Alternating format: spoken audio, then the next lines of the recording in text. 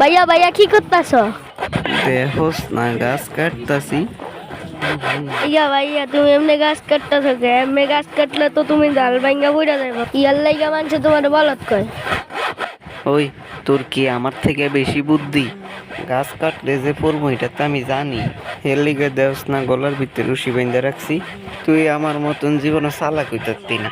যা তো যা এন থেকে, তোরে দিয়া কিছুই হইতো না। ভাইয়া ভাইয়া গলার থেকে রশিটা খোলো, ডাল ভাঙ্গা গেলে তো তোমার ফাঁসি হয়ে যাবো গা। ওই বোকা, তোর কথা মতন কি আমি রশি খুলুম? আর এত কথা কস কে রে? হ্যাঁ যা তো, একটু শান্তি মতন গাছ কাটতে দে যা। ভাইয়া ভাইয়া পাটনামিটা কইরো না। তোর কথা আমি শুনবো নাকি?